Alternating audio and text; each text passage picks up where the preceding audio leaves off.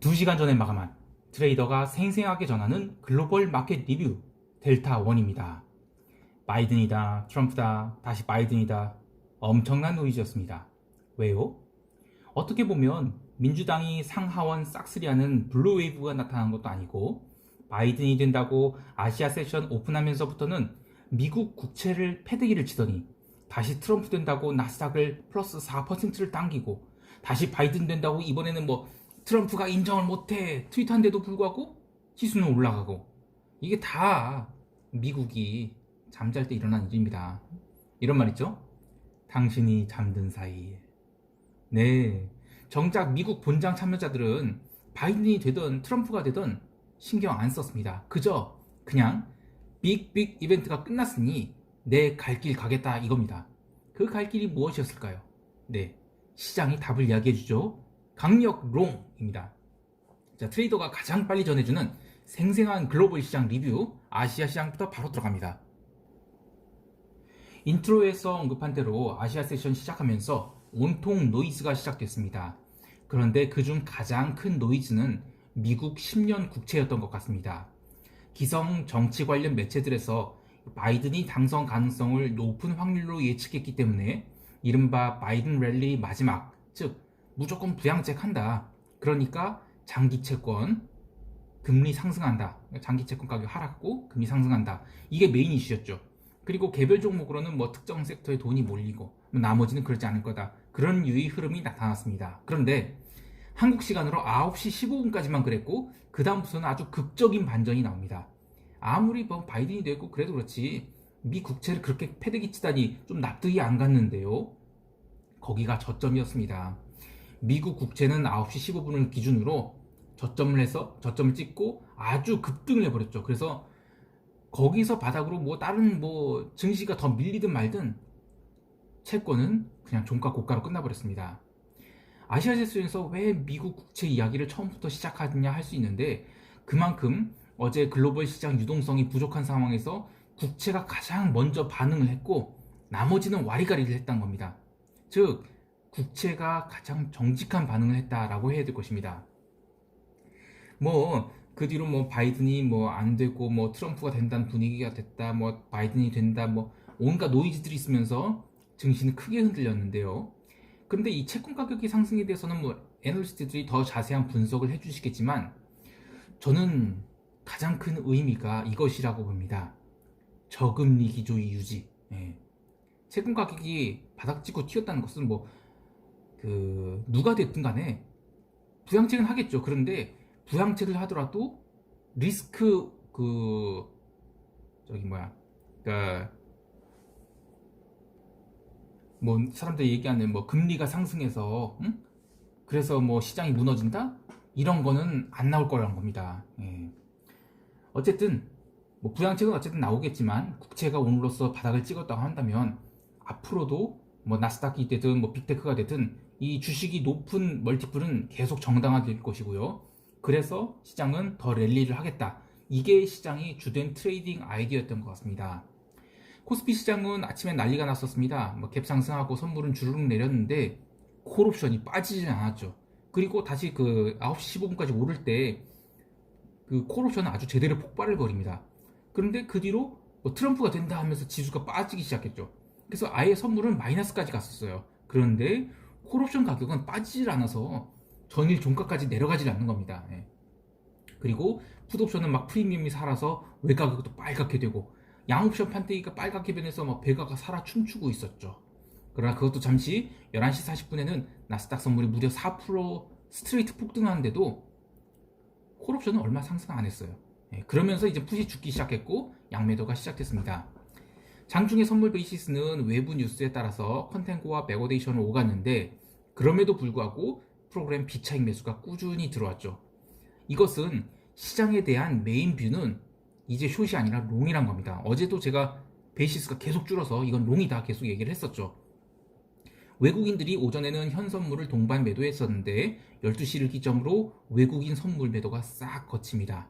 그래서 단지 외가격 풋옵션만 해지로 달고 있었는데, 이것도 ATM이나 ITM을 때리고 그 OTM을 사는 풋백 스프레드를 짠 거라서 지수가 급락이 나왔을 때에 대한 보험만 한 거지 올라가면 뭐 큰 손실까지는 아닌 적당히 도망칠 수 있는 그런 포지션이라서 시장에는 강세뷰가 가득했다고 할 수 있겠습니다.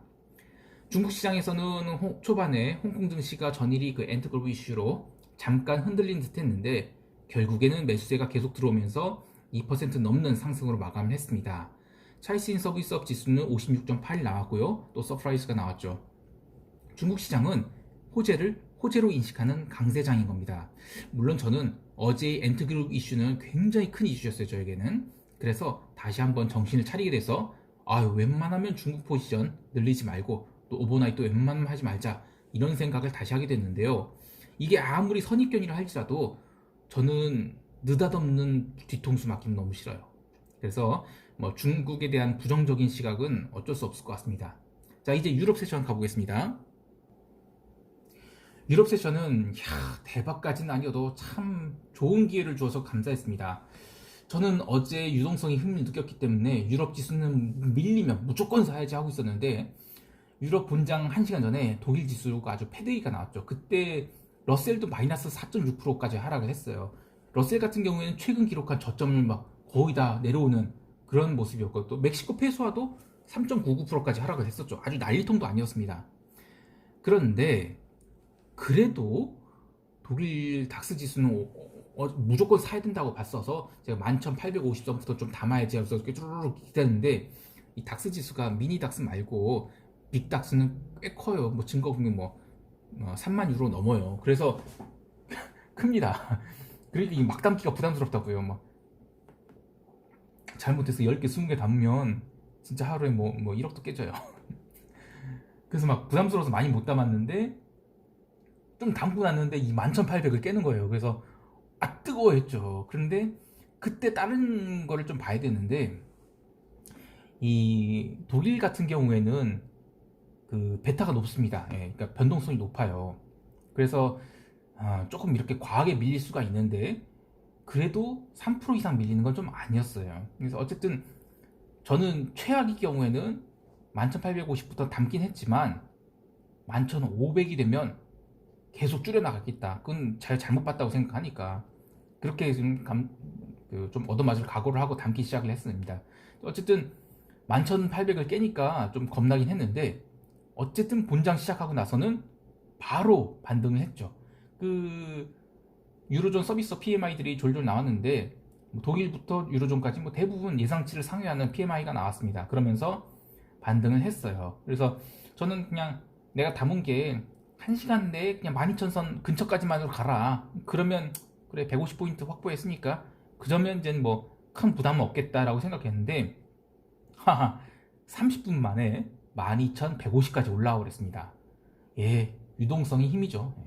살아있어. 예스. 시장에 이렇게 유동성이 살아있다는 생각하니까 이거는 무조건 오버해도 되겠다. 걱정 안 해도 되겠다. 이런 생각이 들 정도로 부담이 사라졌습니다. 그런데 또 사실 이걸 두고 다른 쪽으로 포지션을 확대할 자신은 없었습니다. 왜냐면 이 글로벌 자산군에서 가장 언더퍼폼했던 게 주식이었죠.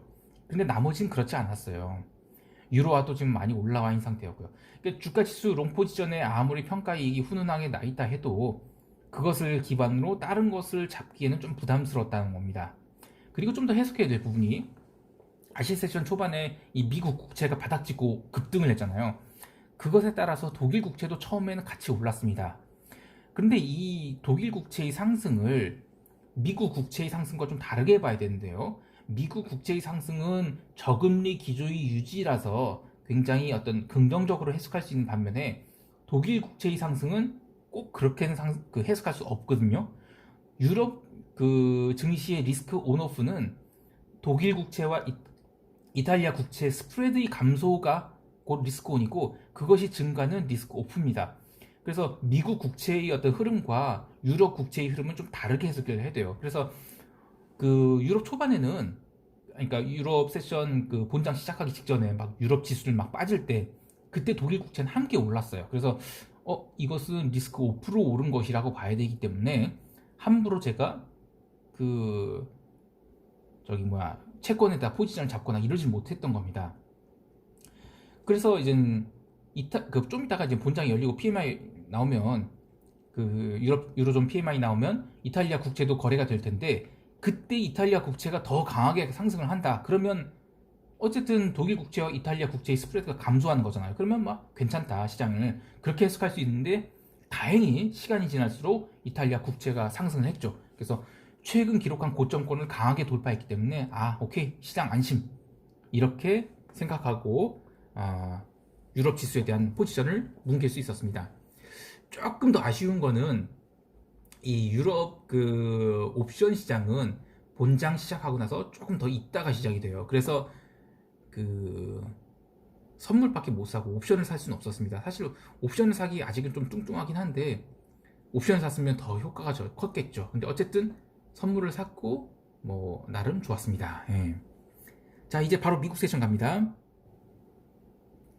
유럽 세션 분위기는 이 트럼프의 재선이 그때 당시만 해도 기정사실화되어 있었습니다. 근데 미국 세션 시작 1시간 전부터는 다시 또 바이든 쪽이 아닌가 했는데요. 그럼에도 불구하고 미국 지수 선물은 계속 강세 흐름이었습니다. 경제 지표로는 장전 발표된 ADP 고용 보고서가 있는데 생각보다 적은 고용자 수가 발표됐어요. 이거 좋지 않은 뉴스예요. 그런데 시장은 대선에 관심이 있었기 때문에 그냥 묻어갔습니다. 그리고 서비스업 PMI 서프라이즈 나왔죠. 근데 뭐 둘 다 좋다 이겁니다. 근데 이것도 시장에는 영향 없었습니다. 시장에서 확인할 수 있었던 것은 대선 결과가 어떻게 나오든 대선 관련 이슈는 이제 더 이상 뉴스가 아니다. 이런 분위기였습니다. 그러니까 리스크가 아니란 거죠. 본장 시작하고 나서 이제 워낙 갭상승이 컸기 때문에 잠깐 지수들의 이익 실현이 나오긴 했는데 1시간 정도밖에 조정을 안 받았어요. 그리고 변동성을 계속 빼기 시작했죠. 그래서 하루에 마이너스 9%를 뺐습니다. 그러면서 종가까지 쭉 밀고 올라갔습니다. 이렇게 해서 나스닥 지수는 최근 8거래일이 조정을 싹 돌리고 위로 올라갔는데요. 이렇게 되면 연말에는 전고점을 돌파할 그림이 훨씬 더 가능성이 커졌죠. 물론 최악의 경우에는 이 변동성을 계속 죽이면서 옆으로 누울 수도 있겠습니다만 저는 하락보다는 점진적 상승에 초점을 맞춰야 하지 않을까 싶습니다. 이런 그 질문을 하신 분이 계셨어요. JP 모건의 그 기술주에 대한 중립 의견, 그러니까 이 채권 그 기술주에 대한 상대 강도 약화를 좀 우려하시는 분들이 계신데요. 저는 기술주의 그 밸류에이션이 비싸다는 것에는 동의를 합니다. 그런데 대전제는 뭐냐면 채권 가격이 하락이 나타나면 기술주가 비싸게 느껴질 수 있어요. 그런데 어제 미국채가 폭등을 했죠. 이거 기존이 높은 밸류에이션을 정당화하겠다는 어떤 시장의 어떤 흐름 그 이야기입니다. 그래서 저는 나스닥 빅테크 매수를 막 따라가서 막 사진 않겠지만 숏을 치지는 않겠습니다. 참고로 이 미국 주식은 거래 비용이 대단히 큽니다. 그래서 저는 미국 주식은 샀다 팔았다 하는 게 아니라고 생각하고요. 만약에 미국 주식을 갖고 있다 하면 굳이 해지를 하겠다면 커버드 콜도 굉장히 좋습니다. 한국은 커버드 콜이 안 되는 게 이 너무 시크릿컬해요. 그 어떤 섹터들이. 그래서 한 뭐 2, 3년 장사하면 그 뒤로 한 10년 동안 그 섹터가 안 좋을 수가 있어요. 왜냐면 우리 시장은 계속 변화하기 때문에. 근데 미국은 그렇지 않죠. 미국은 웬만해서는 그 키드라이버들은 계속 갑니다. 그래서 그것을 상단이 제한될 망정 가는 건 계속 가기 때문에 저는 커버드 콜이 훨씬 더 미국에서는 통한다라고 봅니다. 자, 그 외에 이제 미국 기름은 원유 재고 감소 발표되면서 또 상승했고요. 0시에 발표된 미국 ISM 서비스업 지수는 컨센서스보다는 잘 못 나왔지만 그 지수 자체가 56.6으로 파지티브로 나왔기 때문에 뭐 시장에는 뭐 크게 영향을 안 미쳤습니다만 왜냐면 워낙 롱 쪽으로 강하게 그 시장이 그 바이어스가 있었기 때문에죠. 그래서 뭐 시장에 영향 안 미쳤지만 나쁘지 않았다. 장중에 급락했었던 페소화도 뭐 싹 올라서 끝났고 위안화도 뭐 초강세로 기록했죠. 그래서 종가 최고가로 끝났습니다. 자, 이제 시장 총평하겠습니다.